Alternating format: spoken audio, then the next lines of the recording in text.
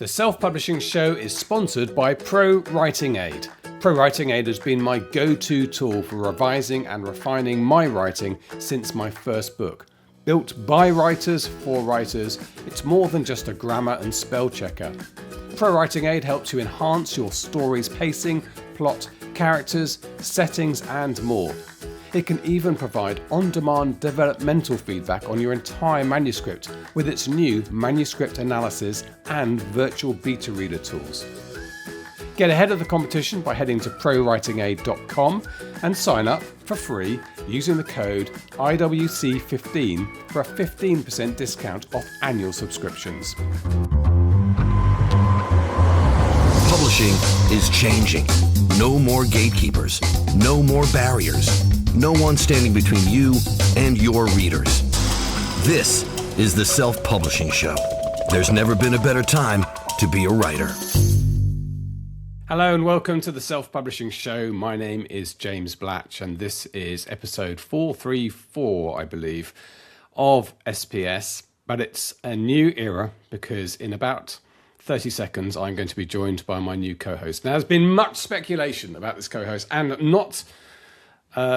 not a few, but quite a few applications to be the co-host. And I kind of knew fairly quickly who I thought was going to work well in this role.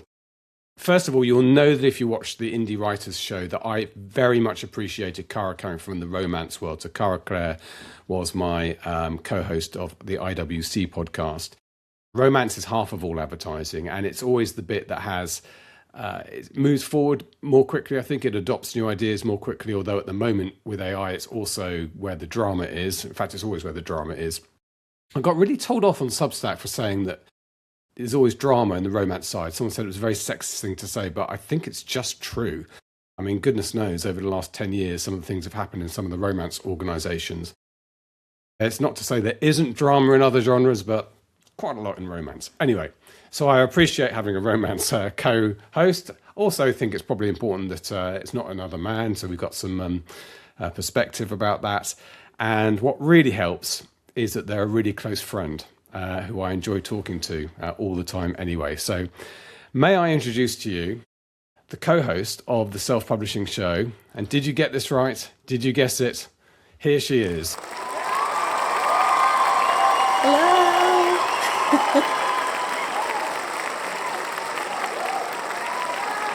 Stop that. Hello. Hello. Cecilia Mecca, my friend Sissy Mecca. Are you going to be Sissy or are you going to be Cecilia for this? Oh no, I probably should have thought about that. What feels more natural to you? I think I'll defer to whatever just comes out when you It's funny because we know each other's authors. First of all, we always know each other by their pen names. So like you and I are friends with Annabelle Chase, for instance. That's not her real name. And who else is called? Lucy Scott's not her real name. And we know their real names, but I feel weird using them. So I tend to use author names. But that was the same for you because I knew you as Cecilia for so long. And then it emerged that literally everybody in your real life calls you Sissy. I mean, Yes. Literally from little girl onwards, right? Yes. I was Sissy since I think 3. So, I mean, I like Cecilia. I'm happy with either. I don't know. That's a good question. So I do now use Sissy. I use Sissy all the time. I use Sissy and abuse Sissy. I mean, Sissy to me feels familiar and, just kind of like a friend. And that's what we're doing here, right? We're more like friends talking in this than we are kind of, do we have to be professional? Because if we do, then maybe Cecilia. I don't know. If we have to be professional, they've got the wrong people in this. No, I've always said, and I said this last week, I'm sort of explaining how I want the tone of the podcast to be, is like a WhatsApp group with your author friends. That's what I want it to be, where you hear the latest gossip about what's going on, which you're good at, by the way, because you always know the source. Well, I have a source, so I'm going to have to make sure I tap into her. I have a very secret source who somehow knows all of the gossip, so she spills the tea, periodically, so I'll make sure I bring that. So that has to be secret, though. It's a super secret source. You probably are. Yes, that's secret source. And anything you hear on the podcast, you can't say to anyone. Yeah, we will talk about some stuff because there has been some drama this week on the AI front, not surprisingly. So we're going to mention that in a minute. But I think probably Sissy Mecca, people need to know who you are. Yeah, I like it.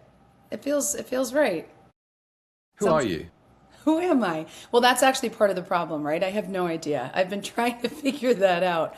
I'm getting closer though, James. I had a breakthrough this last week. So that's been exciting. We could talk about that too. Yeah, I mean, I've known you as a historical romance author initially. Then you pivoted, I think, into contemporary. Was that your next move? So I pivoted. My first pivot was in 2019 to the paranormal, the vampires. So yeah, and originally published that as Cecilia, but then that was a huge cluster with Amazon and also bots, and then changed to CL Mecca. So I still publish CL Mecca as paranormal and romantasy, and yeah, it gets confusing. But I was Bella Michaels. Do you remember that for a while? Yes, Bella Michaels. That was based on your children's names, and that's contemporary, right? That's contemporary. That was my second pivot.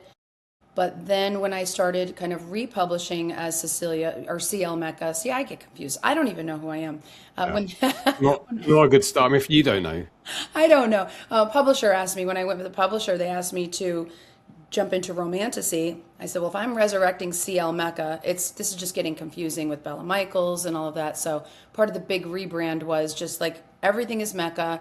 Now it's Mecca romance, and it just makes it a lot more simple. But again, it's been an evolution trying to figure out who I am. But I met you as a historical romance author. I'm still a historical romance author. And you came to my house, do you remember?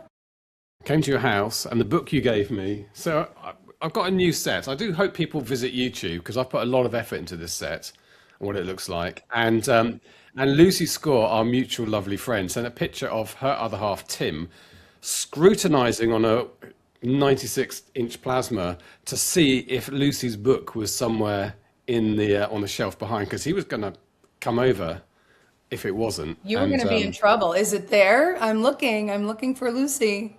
I can see it. You can? I can't. Yeah, I can see it. Can I point at it? That is a Riley. Oh, I see the yellow. And what's next to it in that sort of purplish book is the book you gave me. Thief's Countess or The Lord's Captive, probably. The Lord's Captive. Yeah. That's my most popular book.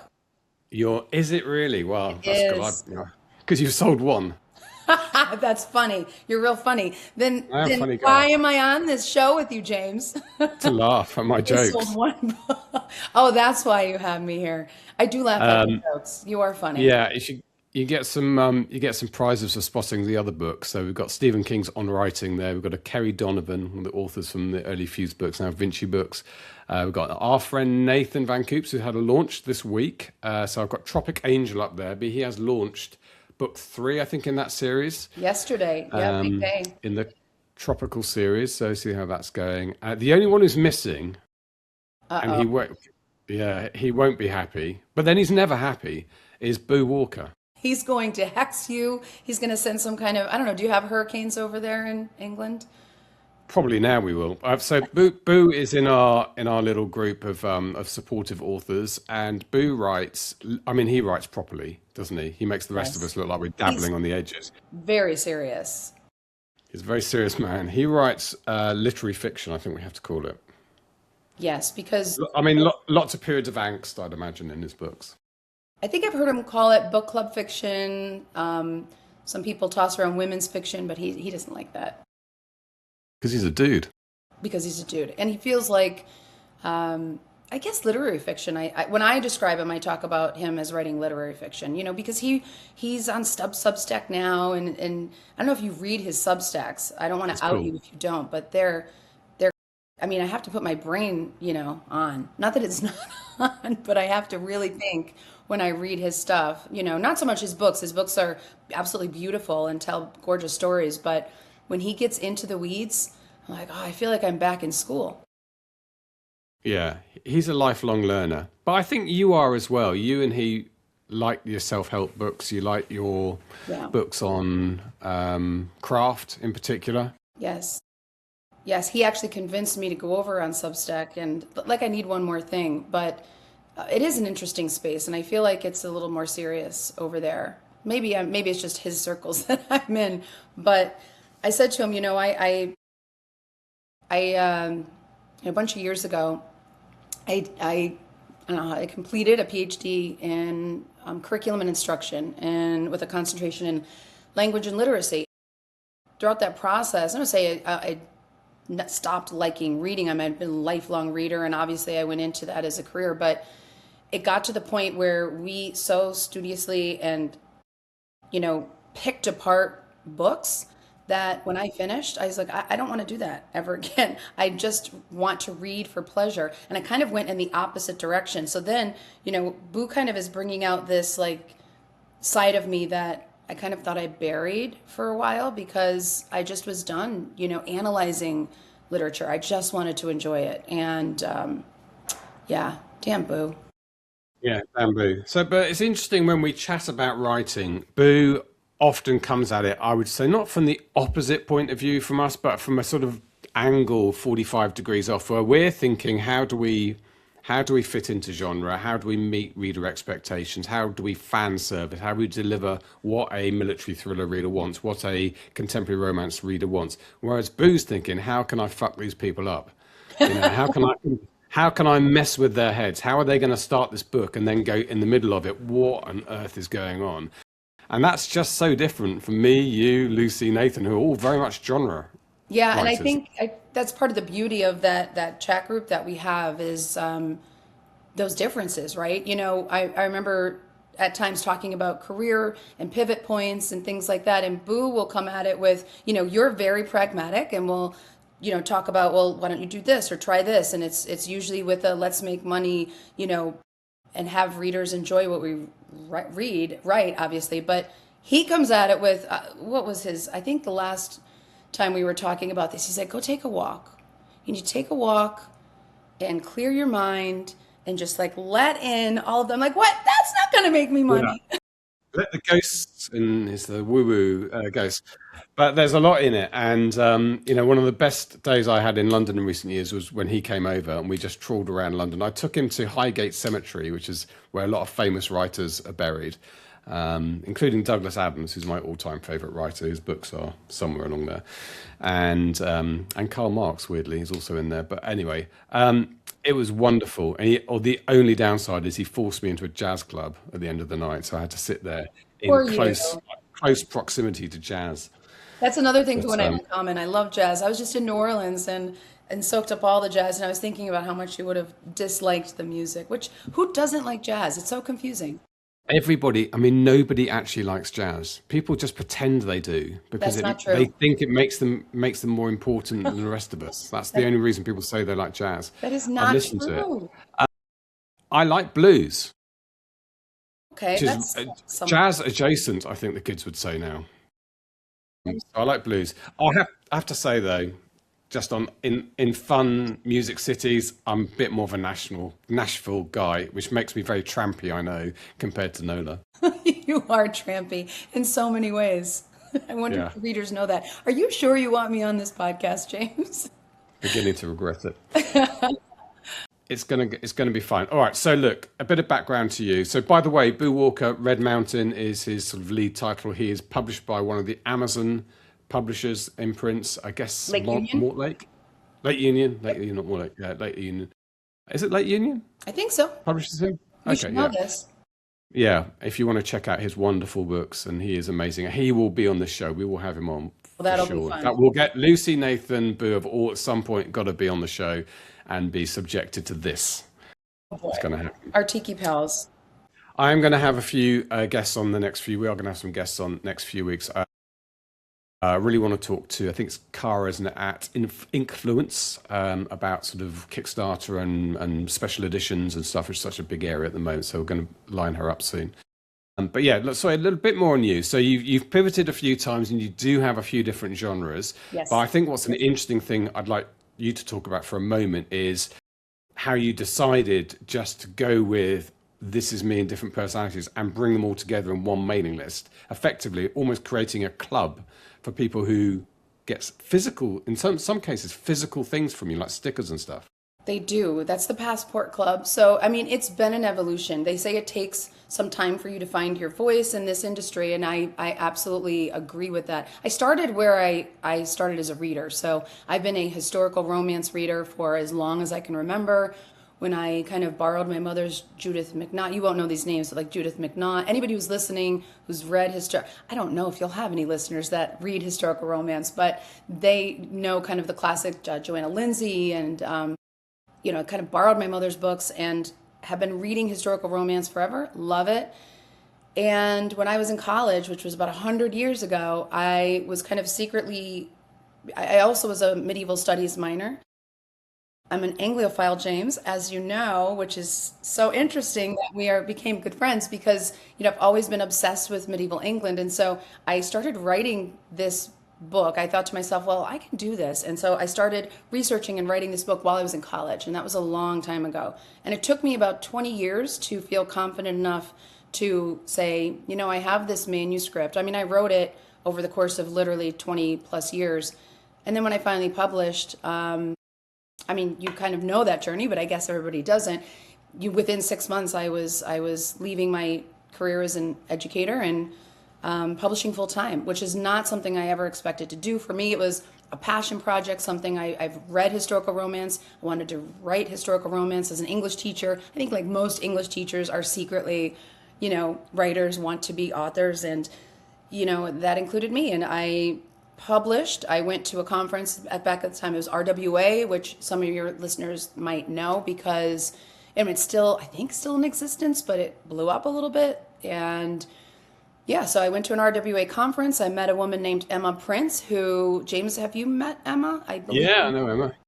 Yeah, she's amazing. And we kind of hit it off right away. And one of her questions to me as we went to dinner was, I'm just curious, why are you here looking for an agent? That was kind of my goal. I had the manuscript in hand. I joined RWA. I went all the way to San Diego, basically to try to pitch this manuscript and get a publisher and get an agent.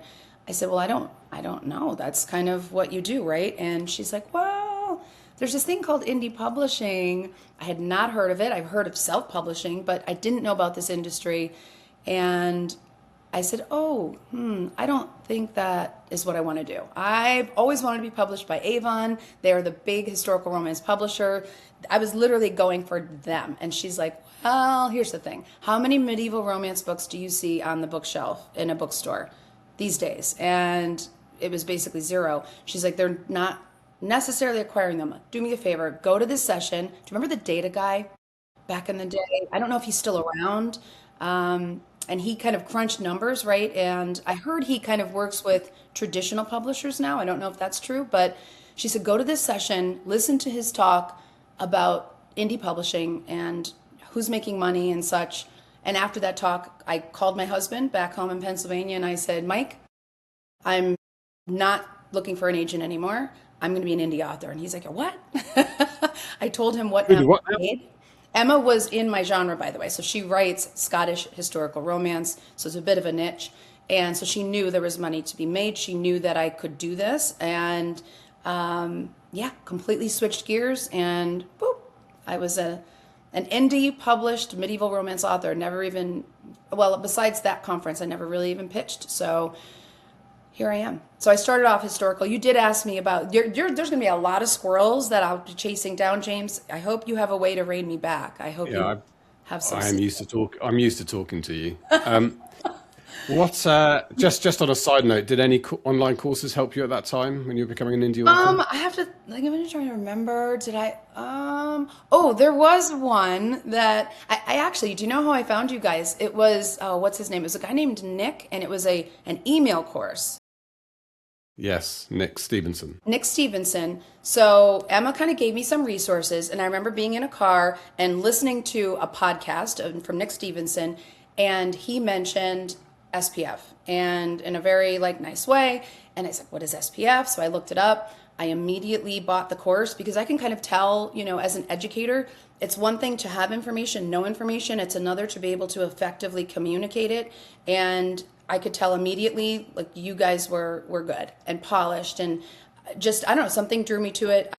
I bought it immediately, and pretty much followed it like a roadmap. I followed the SPF. It's 101 now. I think it was A launchpad. LaunchPad. It It was was 101. it was 101, yes. Now And I launchpad. followed that like a roadmap. I did everything you guys said to do. I actually had my book ready to go by the time I got an editor and kind of followed some of Emma's advice and some people I was meeting. I was ready to publish and excited to publish. But then the SPF guys told me to, have a lead magnet. So I stopped. I went backwards, wrote a prequel novella called The Ward's Bride, and used that to start drawing in some readers. I built a little baby newsletter list.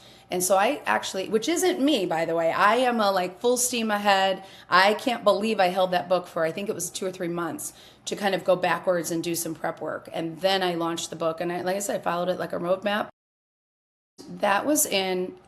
This tells you how much I didn't know. I actually released my book, you probably don't know this, on Super Bowl Sunday in 2017. Who does that? But I did, and because it was ready, and so I laid the groundwork, released the book. That was end of January 2017. And by August of that year, I was handing in my resignation letter, which I never, ever expected to do. I had just finished a PhD. I was education forever. I had all these goals and teaching in college and all of these things. And and I resigned and I left education behind. And I am an proud indie author. I guess I'm hybrid now, since 2017. So it's been a whirlwind and a lot of fun. And I know you blame your pivoting for not having sustained success in one of the areas. That's kind of one of the things you want, or not sustain. You do have sustained success. What you haven't had is a blow up, a Yes. massive kind of big 7 figures, which is good. And I think it's honest. I'm being honest for you, but it's good that people know where we are. I've got 3 books and I make a few thousand a year. You make a living from it, but you're one of those authors, and I think there'll be quite a lot listening on the next stage up who would like to be that. Obviously would like to blow up bigger. And I know that you've jumped ship. So do you sometimes think, had you just stuck to that historical, just made that your thing, week in, week out, every year? I mean, it was like Julia Quinn, was she just writing this historical romance, writing, and then suddenly it got picked up or whatever and blows up? But that doesn't happen if you keep changing. No, I of course think about that. I'm not unhappy that I did it. I'm glad that I did it. But, like as I said, I published. I had 3 books out at the time when I matched my income as a 20-year educator, handed in my resignation letter, continued to write medieval, and just other stories started talking to me. I was on an epic binge of True Blood and Vampire Diaries, and I just had this story idea, and I really had no business going from building, a medieval romance reader base to, I remember my husband at the time, and Mike, when I talked to him about the business because he runs ads and he, is very much a partner with me. I said, I have this idea for a vampire. He's like, a medieval vampire? Nope, contemporary vampire. He living in a small town. It's like a mixture of small town. Because I do read other things, and I've read contemporary at the time. I was like, I think this vampire is in a small town and it's contemporary. And he's like, I don't get how that at all relates to what you're writing. I'm like, it doesn't. Yeah, I don't know. Looking back, I would do it again, but I do wonder about, because my career, my income was kind of just like this until I, made that pivot. I'm still very happy. I would love to go from 6 to 7 figures. I've been, or 6 figures to multi 6 figures, but I also want to, part of the beauty of being an indie author is crafting the life that you want to live day in and day out. When you wake up and you go down to the computer, I want to be excited about that. I want to wake up and run down and be like, I'm ready to go. And that is currently happening. So I'm not at the level, I haven't had that big breakout. I'm not at the level maybe I want to income wise, but I work 7 days a week. I don't mind. I work on vacation days. I know you guys, especially Boo, are like, you need to take time off and go take your walks. But it just makes me so happy to work and to be at my computer because I have so many ideas and I just love what I do. So I'm not unhappy about that decision because I have crafted the life that I want to live. and that maybe took a back seat to kind of being on that projection of, I do want to, beach house and all those other things too, which, maybe I would have. You will. And people listen Eventually, to this I will. podcast. Excuse me. People listen to this podcast next year when you blow up. I'm going to say, I was there at the beginning of that. I was there when she blew up. Yeah, so I'm very happy to be making an income, doing something I absolutely love that gets me out of bed every morning. But I think if I hadn't pivoted, I think I'd say be bored, because I love living in medieval England and the research on, 1 month, but then completely pivoting to, you know what, I don't want to do any research. I went on a girls' trip to Napa. It's a real example. Because, I go on a lot of girls' trips. I do love my girls' trips. I think we should let the audience know that most weeks you won't be here because you have a girls' trip every 2 weeks throughout the year. We're going to plan this. But I, went on a girls' trip to Napa, and we were down in these, wine caves with this guy, and he was like cute, and everybody was, and I am married, by the way, and Mike, sorry, but like, I think I did tell him about this, and everybody's taking videos of like him. And I'm thinking, oh man, this is a story right here, and I took a bunch of videos and things, and then I was able to come back and turn that, trip, that experience into Grotto Valley Vineyards, which is a contemporary series that, is a vineyard owning family, their siblings who own a vineyard. I want to be able to do that and not maybe get bogged down in 2 months of research before I write a book. And so those pivots are what get me out of bed and run downstairs and say, okay, I'm going to start this story. Some days I'm writing about medieval England. Other days I'm writing about wine country, and I want to continue to do that. So, it's kind of like a catch-22. Well, you're a great storyteller, Sissy, and I read your recent novella, which was a kind of crossover where you had a bit of historical, set in a sort of small town bookshop. And I will honestly say this, not just because I love you, but I'll honestly say this, I wanted more from that book. I was really disappointed when it ended because it sort of suddenly ends, because that's what happens in novellas. And there was a lot of sort of unanswered questions and moments where she was finding stuff out and to come. I think that needs to be a novel. You think so? Versions of you? I love that. I'm so glad you read that because, you were in it. I Easter egged all of the tiki Yes, cows. yeah, that was a surprise. But it was a bonkers kind of novella. It did include all 3 of my genres, but I thought of it as maybe a new lead magnet to all of my worlds now that I've combined them. And I know you originally did ask about combining them. They weren't combined originally. They were very separate. I had Bella Michaels over here. I had medieval romance over there. But it's really things like this, listening to podcasts, continuing education, going to conferences, going to your conference, talking to people that you continue to refine who you are, your voice, your brand. And like I said, I had another breakthrough last week in another, in-person event. And over the years, leaning into who I am and what my differences are. I mean, I've had so much advice about just stay in your lane. You have a base of medieval romance readers, stay there, write to them. And yet, and in the end of the day, and this sounds so trite, this sounds like something Boo would say, but listen to yourself a little bit. I started in this last year or so listening to myself like I did initially when I first started this career, and I wasn't kind of following necessarily all of the rules, and things began to come together. I'm leaning into the fact that I write different things. And as soon as I kind of did that and gave myself permission to stop trying to pick a lane, that's what I've been doing these last few years. Am I going to pick medieval? Am I going to pick contemporary? Medieval's kind of dying right now. It's not, it's on the downslide. Contemporary is so popular, but all of the readers are there. Like, which way am I going to go? I said, you know what? I'm going to go with, like I said, the way I want to live, which is a little bit of all of it. And when I did that, I brought it all under one name. Mecca Romance now is from castles to coffee shops, your escape awaits. And it really, for me, is an escape to maybe a small town, maybe a medieval village. I love the world building, whichever pen name I'm in. And so my goal is to bring readers there wherever it happens to be. And if it takes a little bit longer for me to kind of break out because I'm writing contemporary this month and medieval next month, like, so be it, because I love it. This is the best job in the entire world. Yeah, I love that. And I think versions of you reminded me of the film About Time. She's like the woman who has this time travel ability that's a kind of a secret and opens up all these possibilities in their life, but they learn something else from it. You Okay, did so tell that's me the, about that. I forgot to what you mentioned that, and I hadn't seen that. So something I'll yeah. have to check out. Okay, look, we're going to make this a place where we do talk about what people are talking about, what the gossip is, and some of the drama. And we are going to talk about AI. So I sort of spent 10 minutes in my solo episode last week just telling people what my position is on AI.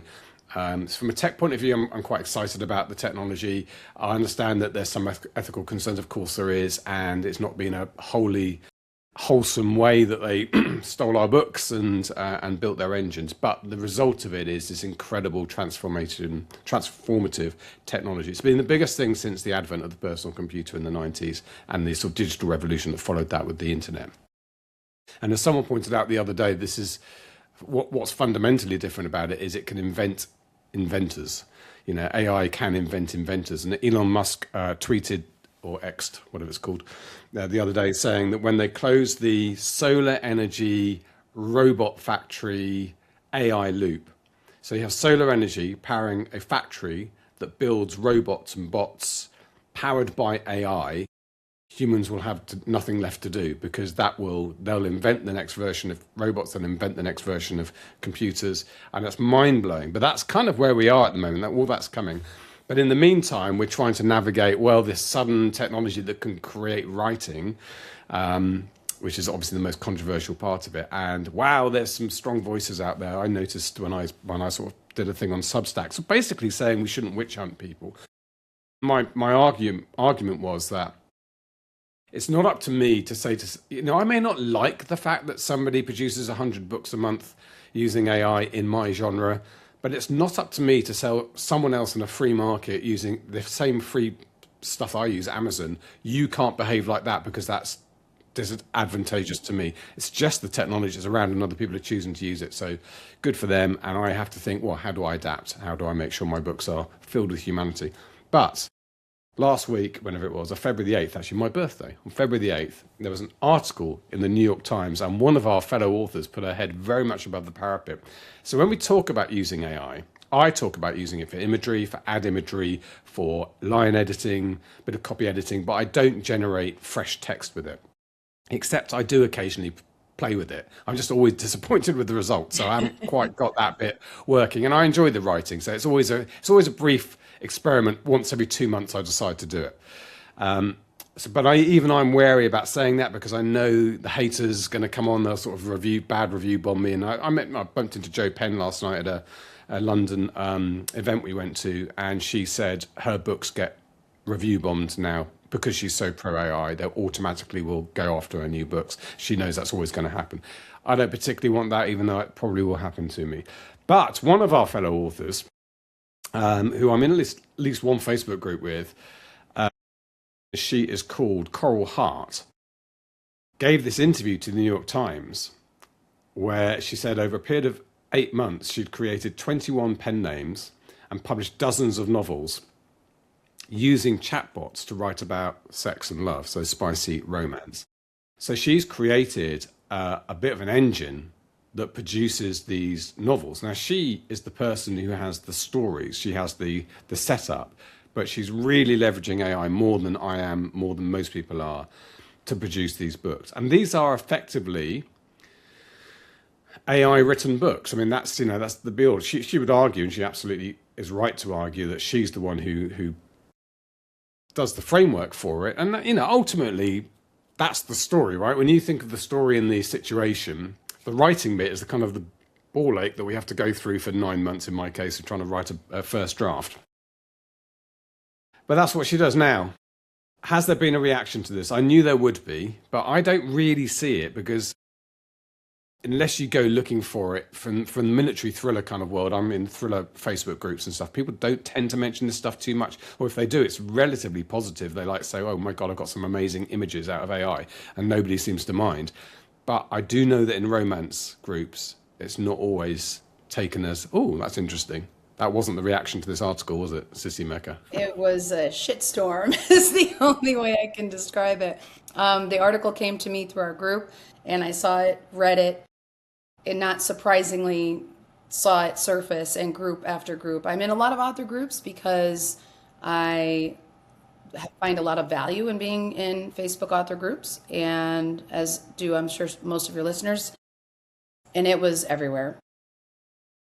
In terms of AI, I do think romance is a genre where, and I know that I actually listen to your show and I love Karen. I'm sorry she's not here, but I know, she had mentioned this too, and that romance is a very different beast when it comes to AI. Witch hunt is the only word I can think of kind of that comes to mind too, because it really started with, you could see it probably in the last year really, but even before that, authors educating readers about AI. And when I say educating, I mean telling them like, this is here, this might be used, and, it's bad. And lists began to be formed, and it really is a witch hunt. And it's been interesting to navigate as someone who uses AI personally. I'll say this because, I know it's something. Well, you've actually been on the show talking about using AI as a personal assistant, of course. Pedro, I think. Pedro. I didn't get my agenda yet from Pedro, but I use it as an author assistant. I have various projects. One of my projects is writing. I don't write books with AI. Again, like you, that is what to me defines being an author, but that's me. I define being an author by writing words, and that's my favorite part, is coming up with these ideas and writing the words. But I do have it help me tweak blurbs. Every day I update one backlist book, and I have it, help me with keywords and things like that. I do, oh God, so much, but it's mostly administrative. But like you, I am not interested in witch hunting other people who use AI in different ways. Do I have opinions about, writing full books? And of course I do. I mean, everyone has an opinion, but it's just that. It's just my opinion, and it's of really very little value in my opinion, because people can use AI the way they want to use AI, and it's a technology. It's here. It's huge. It isn't going away, and for that reason, I've been educating myself to figure out how to adapt, because I do see a world where we probably need to adapt in some ways. I don't know what that looks like exactly yet as fiction authors. Things are different now, and they will be in a few years. That's just kind of how I feel. But anyway, as to this article, it was not well received. And interestingly, it was also in reader groups. And I think that's probably the difference between romance. I don't know. I can't say this. I just know from talking to you guys in the group that are in different genres. In romance, the readers are very aware of AI. And in reader groups, they're making a list of authors not to read, authors whose books they're throwing away, authors who on TikTok you can see, I'll never read that because they mention AI. I could be on that list after today or after the last time I was with you, but it is what it is. I mean, it was a shit. What it is such an important point here. It is what it is. So I actually don't see the point in posting a long, I've seen these 2,500 word responses to my article arguing why AI is so awful. So what was the point of that? You've just wasted a lot of energy trying to push a massive boulder back up a hill. It's never going to go there. It's just at the bottom of the hill, and that's it now. So we have to adapt. That is the correct way of doing it. And it's not unique to our industry. It feels dramatic, which it is, but I've got a friend, reminded me you were talking, a friend of mine who, Jill and I knew him before we were married, so I hadn't seen him for a long time, but he took over his father's business building display stands in supermarkets. Where there's that person standing behind a stand with some bits of cheese on it, and you get those sample cheese. His company built those stands, and it was metalwork, and it was molded plastic, and then almost overnight, these huge machines that printed things came about, and some companies in China just took all his business. Wow. Because they were a fraction of the price, and they did exactly what they wanted, and they could be thrown away afterwards. So the supermarket got a new stand each time, and that pulled the rug. Now, he could do what some authors are doing, which is to go onto Substack or social media and write 2,500 words about how this has taken all the skill out of the business, and his father's trade that he taught him is now being made redundant by this cheap slop that's being produced.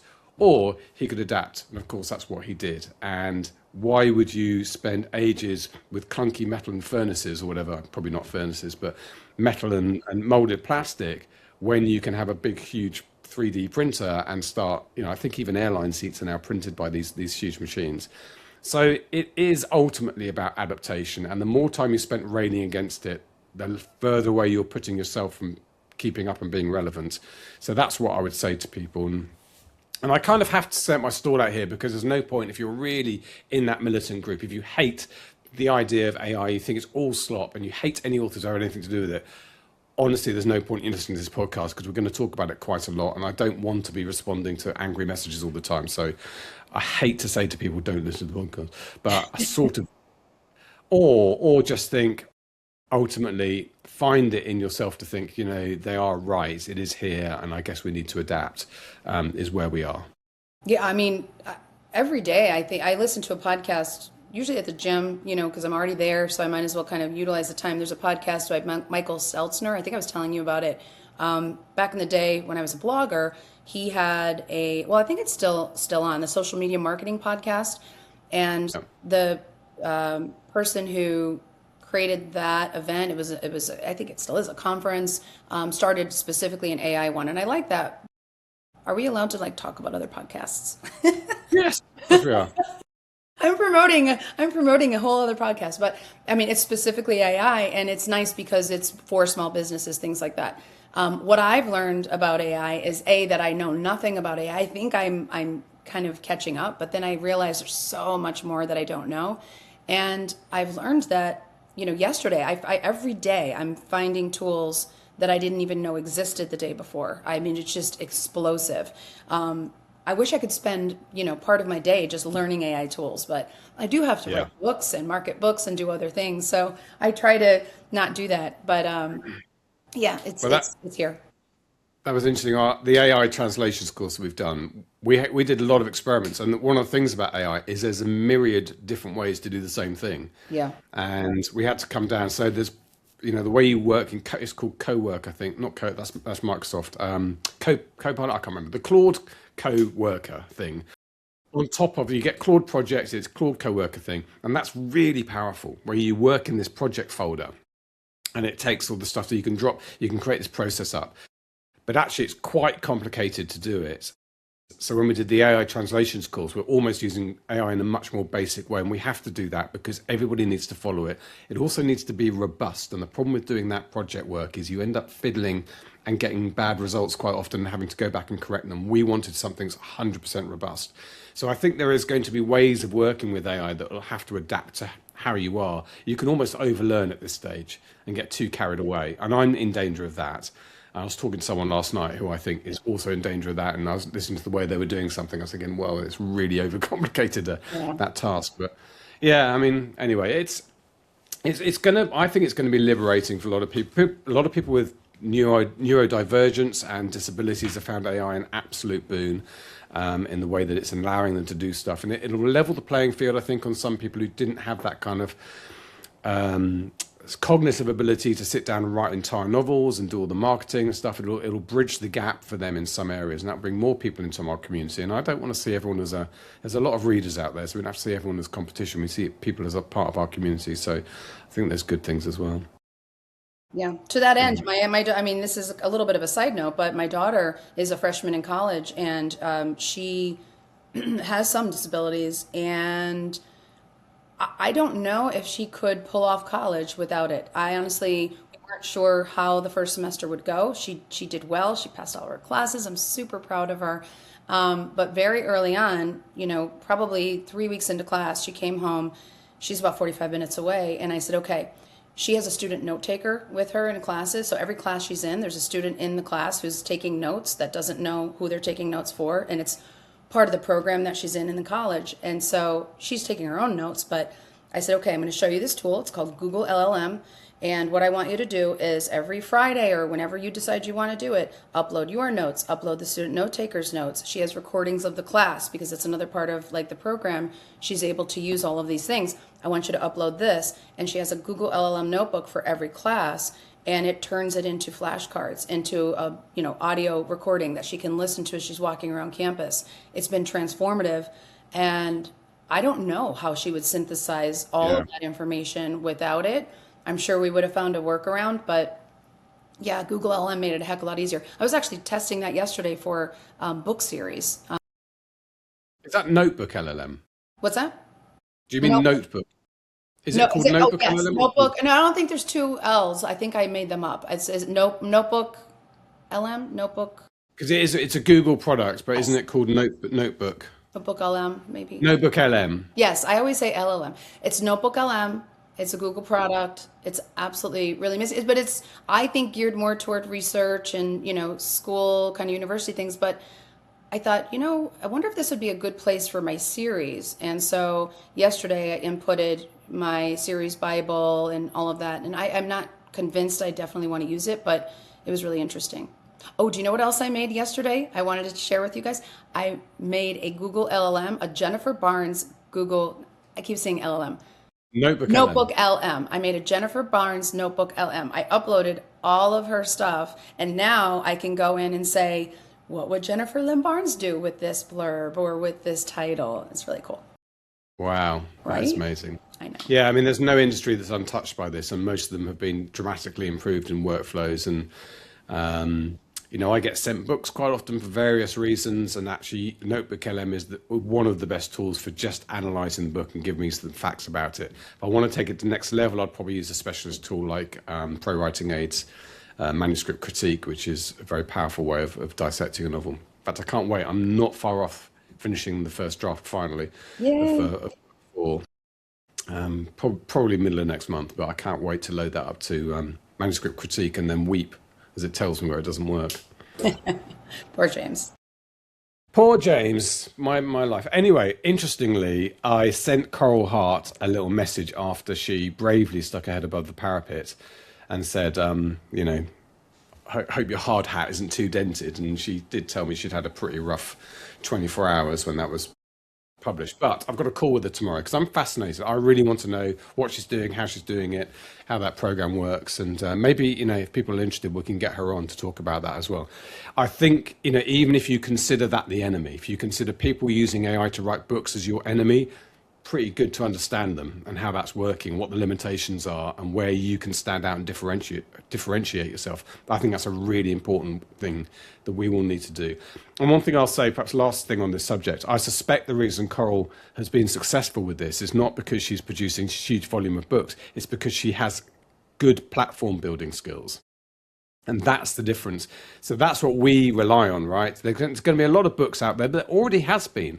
Before AI, there were many, many thousands and thousands more books being uploaded per day than anybody could comfortably read. So what the difference was you working with your mailing list and your pen names and your marketing, me working with my Facebook ads and Amazon ads and all the stuff we do with our marketing and building that platform. That's the humanity. Now, AI can help us shortcut some of that stuff, but that's, ultimately that's us bringing branding to ourselves, and that's going to sell your books in the future, regardless of how many AI books are up against it. So I think there is still humans ultimately will have that edge.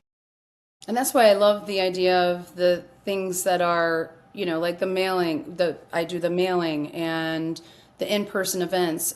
There's just ways that you can connect with readers that AI just simply can't,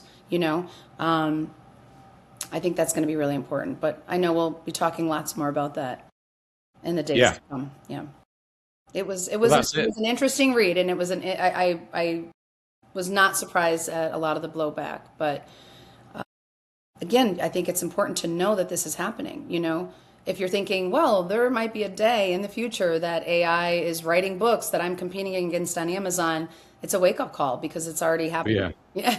Well, I think I said last week the wake-up call was when Amazon quietly announced that they were limiting KDP accounts to 3 new books a day. And you're thinking, why would they need to do that? They need to do that because people are uploading 10 new books a day because they've built a factory of producing books. That is happening, so it's naive to think, maybe in the future AI will write books. Exactly. It's been doing it for 18 months. Okay, look, that is it for this episode. Thank you very much indeed, Sissy, for coming along and being my co-host. I am so excited about this. One thing we're going to have to coordinate is when you're away and get these recordings done. You're in for the long haul here because it can become a bit of a train, but I'll make it as easy for you as possible to. You can be like the show and go presenter, the talent. I just kind of show up and say hello and smile.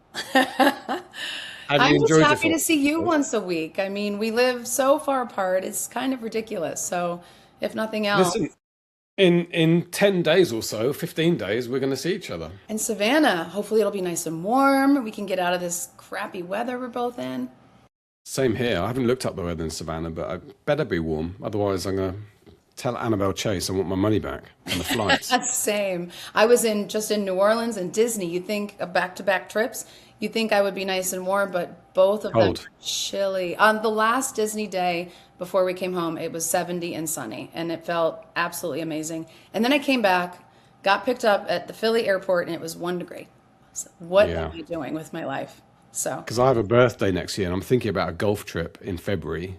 And I was thinking Florida, but you said it's been cold, so there's no. I don't want to go somewhere They cold. had a little bit of a cold spell. I think that was unusual for them, the level of cold. As a matter of fact, I was talking to one of the people who worked at Disney. They call them cast members, and they were saying that he said he turned his heat on for the first time in 10 plus years. So it's unusual. Okay. Yeah. Okay. I think you should go to golf. We could do an adult trip. That's when we usually do a little couples trip right around February, March. I'm going to Key West next month. Oh yeah, Key West would be very cool to go down there and play golf. If it's big enough for a golf course. Yes. Otherwise, I'll have to go to Ecuador or Equatorial Guinea or somewhere on the equator just to guarantee that. Just to get warm. Yeah. I'm not sure Equatorial Guinea would be a great choice for a holiday, but I don't usually hear about people going on vacation there, but who knows? unless I was organising a coup, which is a kind of spy thing to do. Okay. Thank you very much indeed, Sissy. It's been something. Finally, the podcast that people want. I really do hope you don't regret this decision. I did. Yeah. I asked you right before we came. I said, James, what can I not say? You said I could pretty much say anything. So I was like, let's go. When are we talking about heated rivalry? That's all I want to know. Yeah. Do you want me to start watching it? Yes, I do. I think you need to. It's a cultural phenomenon. How could you not? Yeah, I think I do need to start watching it. I finished Andor finally, which I was watching with Emily, and she went away, so a long period, but I finally finished it and I absolutely loved it. Amazing, right? Yeah, absolutely amazing. And I really want to watch the end of Andor again, like the last 4 episodes, and immediately Rogue One, because that's where it picks up. And then immediately Star Wars. I mean, that's a whole day's viewing, but it needs to be done at some point. I did the whole thing. So after Andor, we started from scratch, and I pulled my husband along, who's not necessarily into all this, but he did it, and we did Andor, and then went right through all the way up. Well, I pulled my wife into it, to Rogue One. We watched Rogue One, and she spent her time on the phone, said it's not really for me. Oh. So we're getting divorced. She lets you have a picture of Princess Leia in your house, in your bathroom. I think Jill needs to stay. She has to pay respects to my first love every time she goes to the loo. All right. Thank you very much indeed, Sissy. I will see you next week. Thanks for having me. Or I guess I don't even say that because I'm just not temporary. I'm like, how do I even sign off, James? I don't know. Well, you could talk to the listener and say goodbye. Goodbye, listener. Publishing is changing, so get your words into the world and join the revolution with the Self Publishing Show. The Self Publishing Show is sponsored by Pro Writing Aid, built by writers for writers. Pro Writing Aid doesn't just check spelling and grammar, it helps you enhance your story's pacing, plot, characters, settings, and more. Now it can provide even on-demand developmental feedback for your entire manuscript with its manuscript analysis and virtual beta reader tools. Give your writing a competitive advantage by heading to prowritingaid.com. Sign up for free and use the code IWC15 for a 15% discount off annual subscriptions.